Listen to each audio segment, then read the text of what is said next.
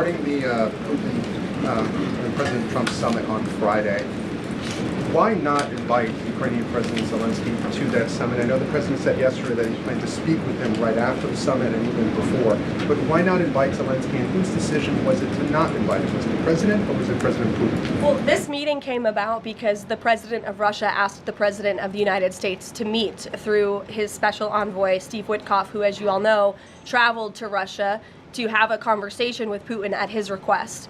And so the president is agreeing to this meeting at the request of President Putin. And the goal of this meeting for the president is to walk away with a better understanding of how we can end this war. And the president said at this podium yesterday when he joined all of you in the room that he hopes in the future there can be a trilateral meeting with these three leaders to finally bring this conflict to an end.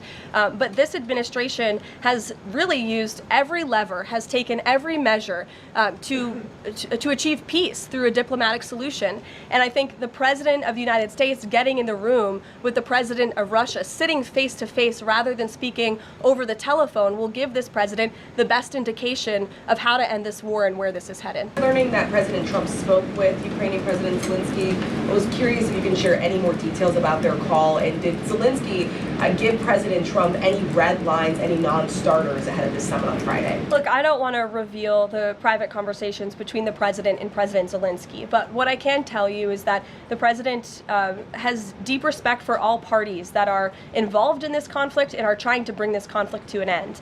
After Special Envoy Witkoff returned from his meeting with President Putin in Russia, his first phone call was to President Trump.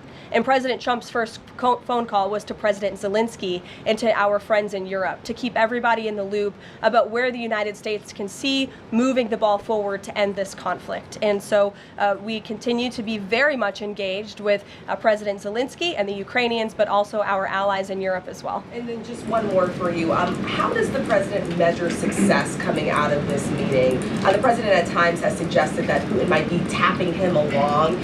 Is he prepared to walk out of this meeting if he senses that Putin is not serious about ending this war? I think I just answered that question for you and what the goal and the expectation of the meeting is. And I won't jump ahead of any hypotheticals, and I'll leave it to the president to speak to all of you after the meeting, which I'm very confident he will. Steve. Is he optimistic that a deal will emerge from this meeting, or is he simply going to listen?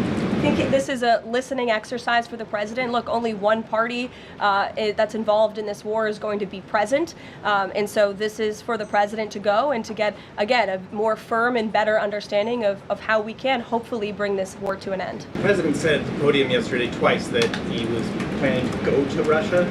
Was that a verbal slip-up, or does he actually plan to go to Russia? Perhaps there are plans in the future to travel to Russia, and on Friday the president will be meeting with the Russian President Vladimir Putin in Alaska, as you know. Does the president plan to meet with Putin one-on-one? Yes, that's part of the plan, and as for the other mechanics and logistics, I will let our team speak to that when they're ironed out.